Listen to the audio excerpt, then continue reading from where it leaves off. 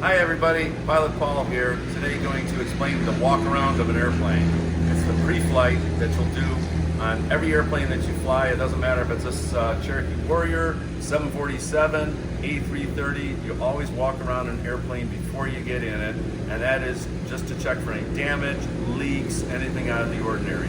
So if you follow me, we'll go around and we'll start.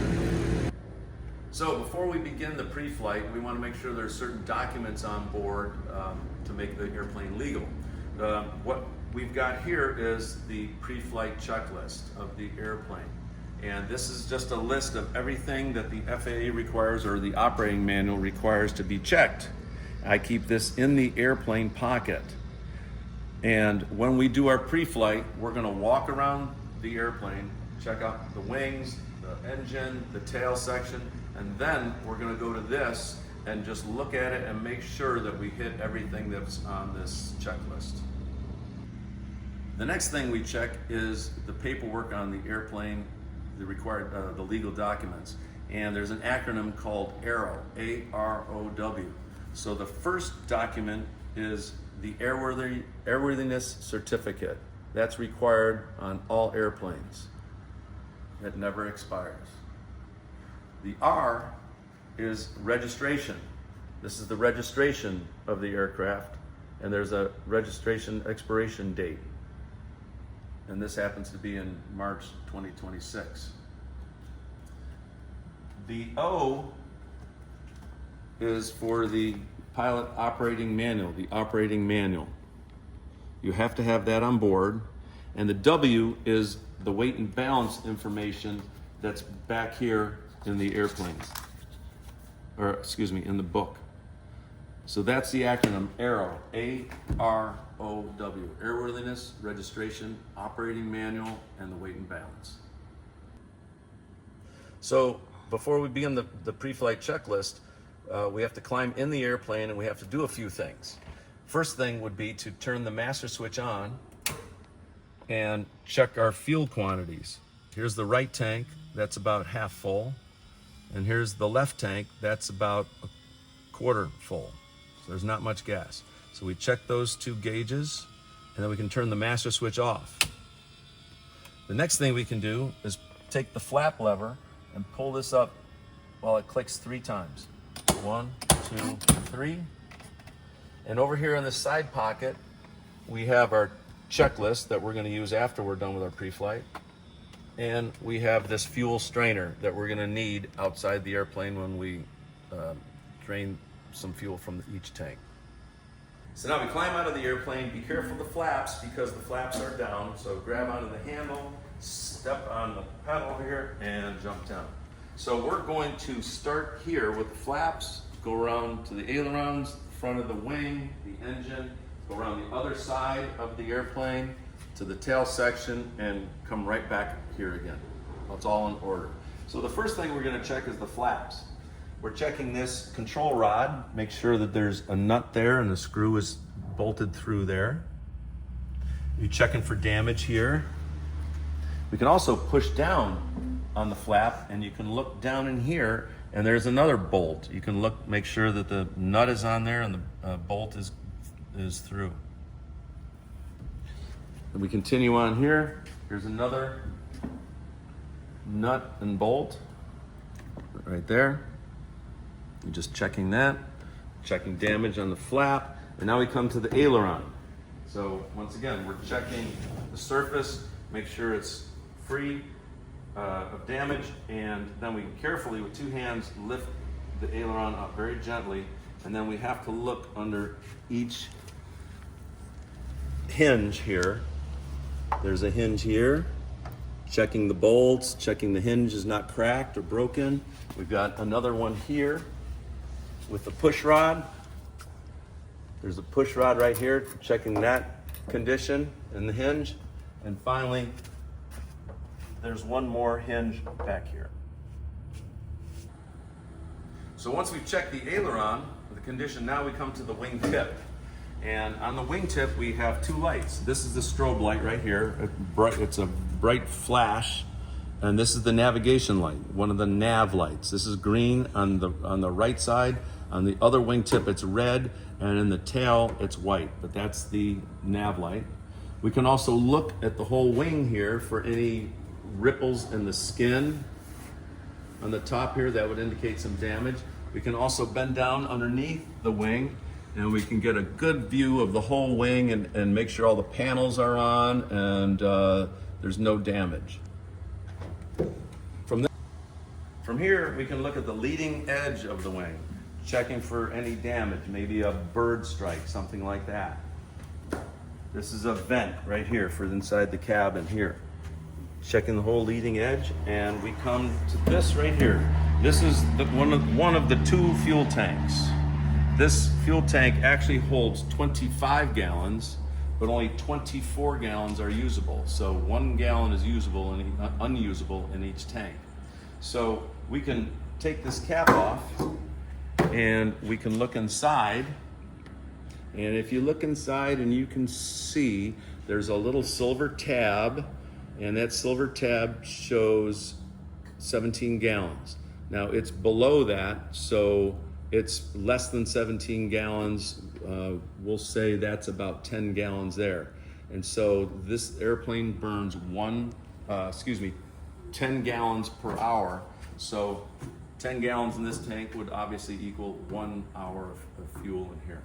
So, and notice that the fuel is blue.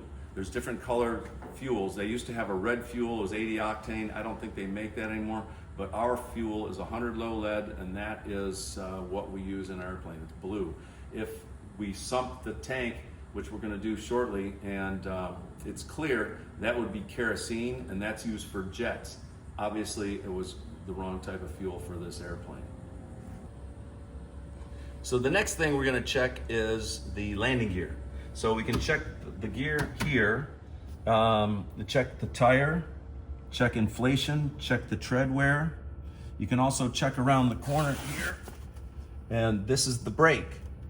And the brake has red fluid, it's red hydraulic fluid. If you saw red hydraulic fluid, a puddle of it, you know that your brake is leaking. You're also checking the strut here. You should see some silver for the strut. That's like a shock absorber. And then we're gonna take a sample of the fuel, just like that. That's all we need.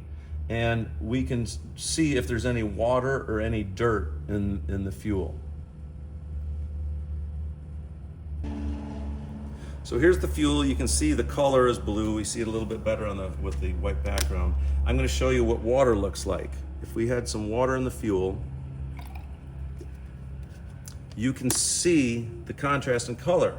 Water is heavier than the fuel, and that's what you would see if you had some water in the fuel. So now it's time to check the engine, and there's two what they call Zeus fasteners on here, and you just have to turn that like that and pull it. Turn this and pull it, and it pops right open. And open the cowling up, and you do want to have your hand on the cowling in case the gust of wind comes up and blows this while your head is here, and this will hit you in the head. Just ask me how I know. So keep your hand on here, but here is the oil filler right here. So we can undo that, and we pull that out almost all the way until you can see the oil level. There's 4, there's 6, this level is 5. I usually keep it at 6, so I'm almost to the point where I'm gonna put a quart of oil in this. Next, we're looking at all the wires. Make sure they're all connected to this. These are the spark plugs. Make sure they're connected. Check up top here. Check the wires are connected to the spark plugs. When you're up here, make sure there's no birds, there's no tools, there's no rags on the top of the cylinders. We can go down here and look inside, make sure all the tubes are connected. Make sure there's no oil leaks. Make sure there's no damage of any sort. This engine is built for 150 horsepower, but this particular engine was modified so it's 160 horsepower. And some of the components in here are as follows here. It's 4 cylinders, 1, 2, 3, 4, 4 cylinders. This is a magneto right here. This is with all these wires coming out. This is a magneto. This is the right mag, they call it. These wires go to the spark plugs. So it fires these 2 spark plugs here. There's another magneto on the other side. That's a left magneto. You can't see it here, but that runs these 2 spark plugs up top here. So if one magneto fails, setting the spark for the cylinders, the engine doesn't quit. It's a backup. So there's 2 magnetos, a left and a right magneto. We have an oil filter right here. Oil filter. And the carburetor is right underneath here. So those are the things we would check on this side of the engine. So now we're going to close the cowling. And the way we do that is we close it up. We take this tab and we put it underneath there. See that, how that's under there? And we push this fastener in like this and we turn it halfway. Okay? We do the same thing here. Put that underneath, push down, push that Zeus fastener in there and just turn it. So now that's secure. We do not want to close it like this. That's not closed properly. You've got to have that tab underneath like that. So now we're at the front of the airplane and we're going to check a few things here. Of course, the propeller here, we're going to check for any nicks, any damage, any bird strikes, anything that's unusual. The spinner, make sure that's properly attached. We can check in here, here's a hole here. This is for the carburetor heat. We can check to make sure that there's no birds or rags or any damage to that. Nothing unusual here. All the screws are in, the cowling is properly installed. We can check over here on this side of the intake for the air. And then we can go down here. Here's the landing light. It's an LED light. Make sure that's properly secured. This is an air intake for the engine. Make sure there's no birds or rags, anything like that, no damage. And since we're down here, we can check the nose tire, the nose gear. This is the nose strut. We got to see some silver here. And we're also going to check the inflation level and the tread wear of the nose tire.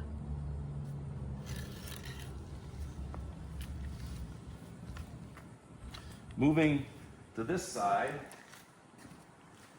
we're going to do the same thing. We're going to undo these straps and hold the cowling open.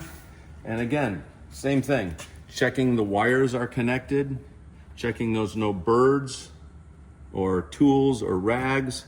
The wires are connected here, no oil leaks, no fuel leaks. This is the electric fuel pump right here, the electric fuel pump. Making sure all these are connected, the wires are connected, and just general overall condition. Here is, by the way, here is the left magneto right here, this one right here. Right here is the brake cylinder reservoir. So we can unscrew the top of that, and if you look inside, you can see a little bit of red fluid in there, and that should be pretty much to the top, right to this line here. And we put that cap back on, make sure it's secure. I do have a picture of a bird that we just hit a couple days ago. So the first indication we had that we hit a bird was this blood and some feathers on the intake of the engine. And then the next picture, we can see the actual bird on the top of the cylinders. Not so nice.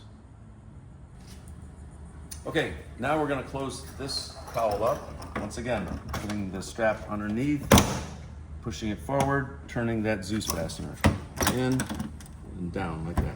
That's secure. Down here is another fuel strainer. It's a filter. Before the fuel goes into the engine, we're going to drain that, make sure that's not leaking. And again, we're looking at the blue fuel. No water, no dirt. So now we're going to check the landing gear and the fuel sump on this side. This is the left main gear. Once again, checking the inflation level, the tread wear, no damage, the strut, some silver, there's no red hydraulic fluid, and we're going to drain some fuel out of this tank, checking for water, dirt, and we're just going to spread that out like that and make sure that these are not leaking when you do that. So we're going to check the fuel in this tank. So this is the left tank. Undo the cap. I'm going to look down in there, and that is just to the silver, but the bottom of the fuel tank. So that's got about 6 gallons in it. So that's worth about 35 minutes of fuel in this tank. Make sure we put the cap on correctly, all the way turned. So we've got about 35 minutes of fuel on this side, 1 hour of fuel on the other side. So we basically need fuel. I like to always land with at least 10 gallons of fuel, which is 1 hour of fuel. Okay, the next thing we're checking again is the leading edge, but you'll notice on the left wing we have this little device here. This is the stall warning indicator, stall warning. And if we're getting too slow or exceeding the critical angle of attack, this little guy will go up, and you can hear the horn in the airplane. That's the stall warning. That means the wing is about to stall. You don't normally hear that on the pre-flight because the master switch is off. I just turned that on so you could hear this. Now let's go underneath the wing. Okay, right underneath the wing, right behind the stall warning indicator, is this piece of metal sticking down here. That is called the pitot tube, P-I-T-O-T, pitot tube. And this measures our instruments, for our flight instruments. For example, this hole right here takes the air coming through this way, and it measures the airspeed. There's another little baby hole on the back that's very hard to see, but that's the static port. That's for the static instruments. There's 2 static instruments. That's the altimeter and the vertical speed indicator. That's from that little hole in the back. This is the airspeed, this is the vertical speed, and the altimeter in the back. And there's finally one little hole underneath here, and that's a drain for any water. So we continue down the leading edge of the wing to the wing tip. And now here, I've got the strobe lights on. Those are the real bright ones, and this is the nav light. That's red on this side. Remember, it's green on the other wing and clear on the tail. And if you look at the tail, you can see that red flashing light. That's the rotating beacon. So here we are at the wingtip. I just showed you the nav lights, strobe lights. Once again, we're checking the skin condition, check underneath the wing, checking for any damage. Panels are all on, no damage in the skin. We're looking at around the corner here. We're going to look at the aileron. Once again, checking for any damage. We carefully, with 2 hands, carefully lift that up. We don't want to damage the aileron. It's very delicate. And again, we're going to check each hinge under here. There's a hinge right here with the push rod, and one last hinge under here. And then we go to the flap. Once again, checking the bolts, checking the flap for any damage. That bolt, here's the push rod, the nut is through there, the bolt is through the nut, and that one also is correct. The next thing we're looking at is the fuselage of the airplane. Just looking at the whole side of the airplane, making sure there's no dents or damage. We can also check these. This is an antenna right here for the radio. This is an antenna for the emergency locator transmitter. This is another antenna that's properly installed, it's not loose. And we come back here to the vertical fin, looking for any damage here. No bird strikes, no damage here. This is another vent here. Of course, there's your rotating beacon. This antenna right here is a VOR antenna. That's for a navigation instrument. And we finally come to here. This is the stabilator. checking the leading edge of the stabilator, checking the wingtip, and now we can carefully raise this up like this, and I'm going to go in the middle and check underneath, again, for any damage. Make sure the tail cone is put on properly. There's no damage under here. This is the trim tab. This is the trim tab that's connected properly with these bolts. Can check this side for any damage underneath. And then, again, freedom of control. It's all free. And then we come to the rudder. This does not move, okay? This is connected to the nose tire in the front of the airplane. So obviously that's on the ground and we can't move it unless the airplane's actually moving. But this is controlled by the pedals in the cockpit. But again, we're just checking for any damage. Everything's connected properly. And that looks pretty good. Here's the other side of the VOR antenna right here. Come back around here to the tip of the stabilator. Come back here to the horizontal stab, horizontal fin, checking for damage here. And right here, in this little area here, this pocket would be the emergency locator transmitter. It's laying right in there.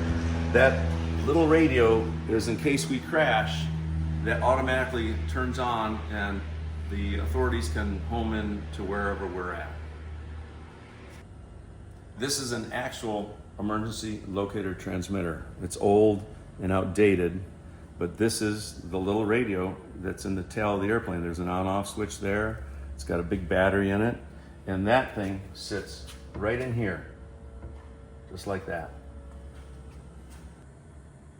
So after the emergency locator transmitter, again, we're checking the fuselage for any damage, looking for anything that's unusual, and everything looks good, and we're right back to where we started from.